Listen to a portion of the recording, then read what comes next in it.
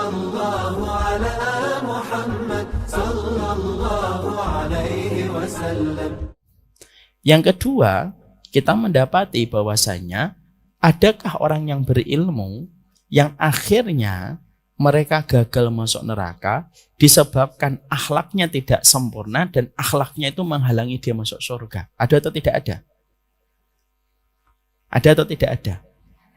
Siapa yang menjawab ada? Ibu. Dalilnya apa, Bu? Jangan gampang jawab tah.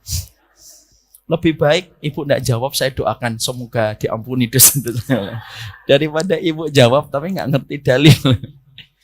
Ada nggak seseorang yang memiliki ilmu yang banyak, memiliki amal ibadah yang banyak, tapi gagal masuk surga? Ada atau tidak ada, Ibu? Ada. Apa dalilnya, Bu?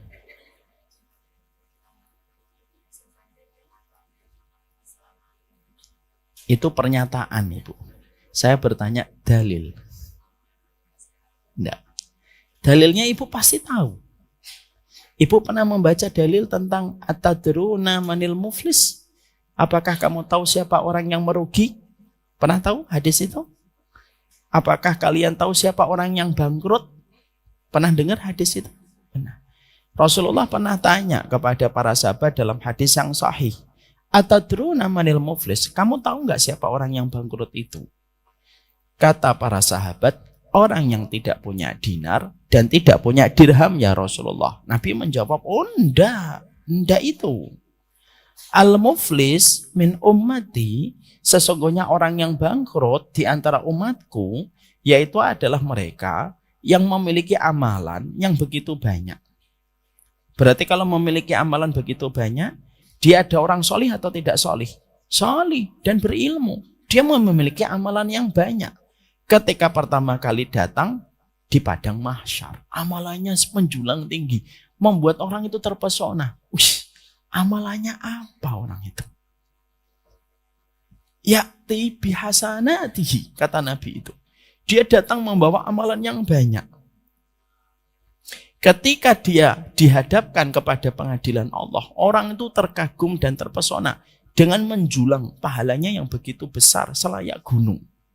Tapi ketika dia berhadapan dengan Allah sebagai hakim yang adil pada kehidupan di akhirat, Allah itu ketika akan menyidangnya, tersingkap itu semua jejak digital dan riwayat apa yang pernah dilakukan dalam hidup. Qad syatama hada, wa qadhafa hada, wa daraba hada, wa akhadha mala hada. Yang disebutkan Nabi 4. Syatam itu banyak mencela. Wa qadhafa itu banyak nuduh. Yang ketiga baru disebut oleh Nabi, yaitu apa? Wa akhadha malah wa daraba hada, dia mukul. Wa akhadha malah hada, dan dia mengambil harta. Yang disebutkan Nabi itu di antara deretan dosanya, yang nomor 1 dan nomor 2 itu yang disebutkan tentang apa? Menuduh, mencela, menghujat. Maka ketika semua jejak digital dan riwayat hidupnya dipampang oleh Allah, maka akhirnya orang-orang yang pernah dituduh, orang yang pernah disesatkan, orang yang pernah dinodai kehormatannya, dilecehkan kehormatannya, semuanya datang. Lalu mereka baris untuk mengambil hari pengadilan, untuk mengambil keadilan di hari keadilan, yaitu adalah hari kiamat. 1, diambil kebaikannya untuk membayar semua tuduhan yang pernah dia berikan kepada saudaranya.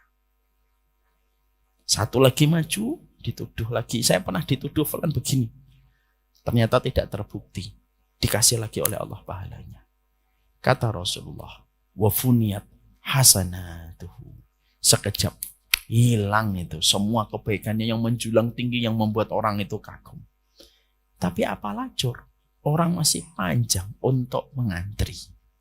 Lalu Allah pastikan semua dosa yang kalian lakukan ini, yang dilecehkan sama orang ini, berikanlah dosamu untuk ditimpakan kepada dia. Hadis ini masyhur sekali.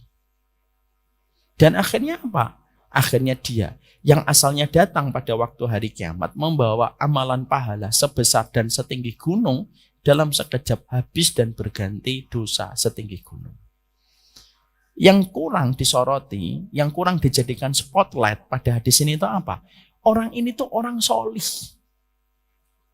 Lagi berilmu. Kenapa? Kalau dia tidak solih, tidak mungkin dia membawa amalan banyak. Berarti amalannya diterima atau tidak diterima? Diterima. Cuma amalan diterima itu tidak secara serta-merta final. Amalan kita, Bu, kalau sudah diterima sama Allah, itu belum final.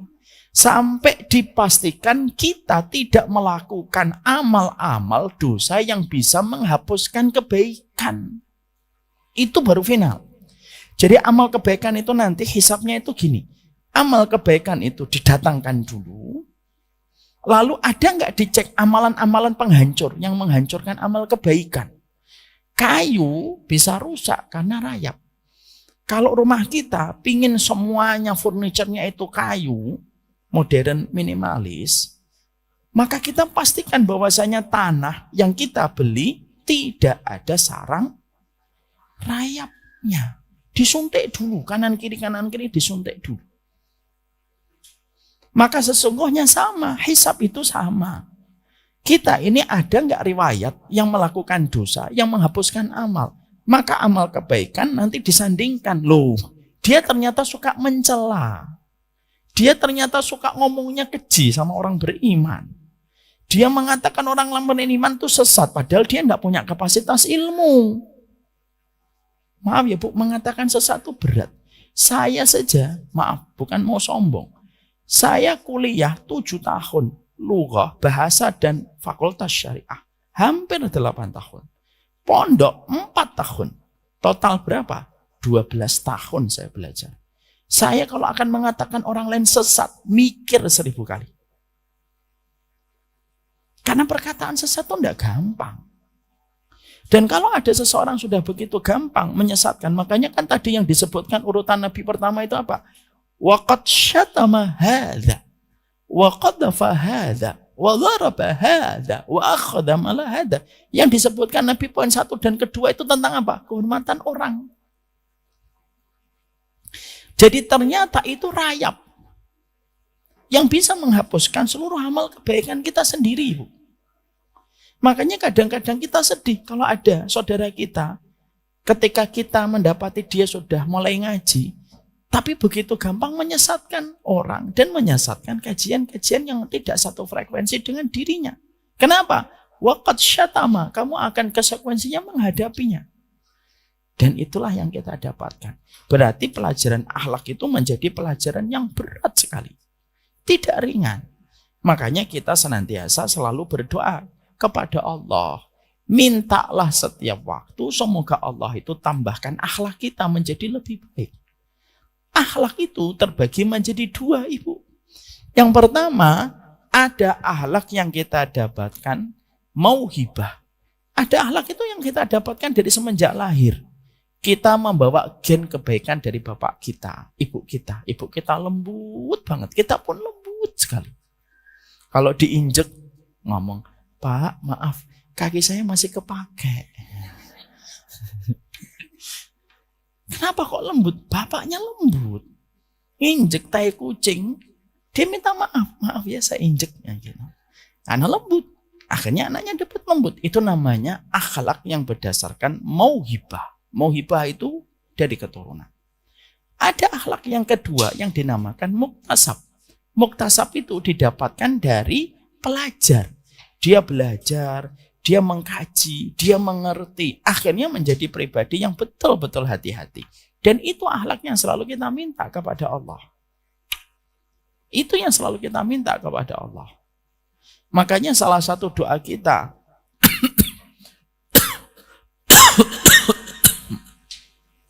maka salah satu doa kita kepada Allah itu apa? Allahumma kama hasanta khalqi fahasin khuluki. Ayo kita lafadzkan. Dari cara ibu melihat saya kelihatannya belum hafal doanya. Mari kita lafadzkan. Allahumma kama hasanta khalqi fahasin khuluki. Sudah? Belum. Allahumma kama hasanta khalqi fahasin khuluqi. Maka kita sampai diajari oleh baginda Nabi bagaimana akhlak kita itu baik sebagaimana fisik kita yang sempurna Allah ciptakan. Maka inilah yang menjadi, sudah nanti dihafalkan aja Bu setelah kajian, jangan sekarang. Maka inilah yang menjadikan kita akhirnya memahami bagaimana kehidupan akhlak itu menjadi kehidupan yang tidak bisa dipisahkan dari perjalanan kita ketika kita mengkaji ilmu.